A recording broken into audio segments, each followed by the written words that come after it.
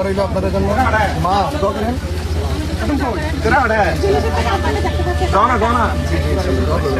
বাবা আসসালামু আলাইকুম। আমাদের নেসারি হুজুরের জন্য সবাই দোয়া করেন, এই মানুষের জন্য সবাই দোয়া করেন, মোবাইল দেখবেন। আসসালামু আলাইকুম।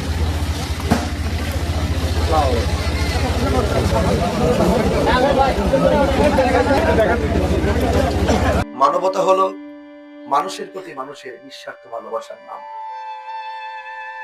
ধর্ম বর্ণ সীমানা ঊর্ধ্বে উঠে এসে অন্যের সুখে এবং দুঃখে দাঁড়ানোই হলো ইসলামের মূল শিক্ষা। আপনারা কি বলেন? ক্ষুধার্তকে অন্ন দিতে হবে এবং অসুস্থকে সেবা করতে হবে, আর যে কোনো বিপদে সংকটে দুর্যোগে মানুষের পাশে দাঁড়াতে হবে। এটাই হলো ইসলামের মূল শিক্ষা। আজকে বন্যা হয়েছে, আমরা কি ধর্মের দোহাই দিয়ে হিন্দুকে কি বন্যায় ভাসিয়ে দিব? সেও মানুষ, মানুষ হিসেবে তাকে ওই বিপদে সেবা করতে হবে। আমি কি মুসলমান বলে দূরে চলে যাব? এটা আমার ইসলাম শিক্ষা দেয় না। জুলুম করা যাবে না। ক্ষতিগ্রস্ত মানুষের সংখ্যা অনেক। সবাই যদি একটু একটু করে দেয়, আশা করি সেই সমস্যাগুলো সমাধান হয়ে যাবে। আপনারা যে ক্ষতিগ্রস্ত হয়েছে, আমি আবারও বলছি, আমি অনেক ব্যথিত হয়েছি, সহ্য করতে পারি নাই। সেই জন্য পানির মধ্যে নামলেও, কাদা গায়ে মাঠে নামলেও 24 ঘন্টা পরে থাকলো মনে থাকবে শুধু আপনাদের পাশে পড়ে থাকে। তবে সুখ এবং দুঃখের মালিককে।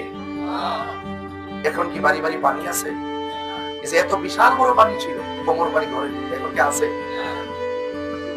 মসজিদের ভিতরে এক সপ্তাহ নামাজ হয়ে পানি ছিল, ঠিক না? পানিটা নিয়ে গেছে কে আবার? এটা পরীক্ষা। বিপদ আসলে ধৈর্য ধারণ করবে, আমরা ধৈর্য ধারণ করবো। পাশকালী থানা প্রশাসনকে ধন্যবাদ জানাই। এনারা আমি যখন কোনো মানবিক কাজে আসি অনেক সহযোগিতা করে থাকেন। এরাও আমাদের গর্বিত সন্তান।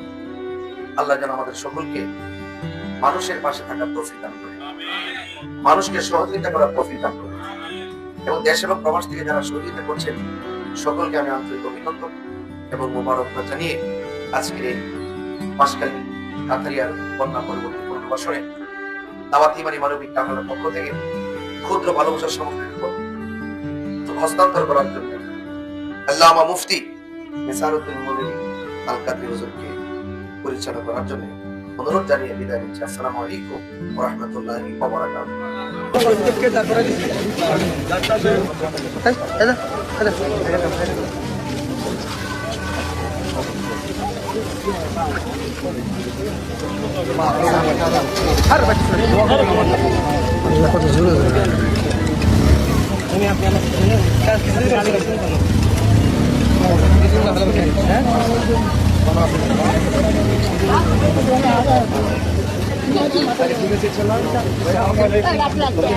মা দোয়া করেন, ইনশাআল্লাহ চিন্তা করেন না, আল্লাহ ভরসা।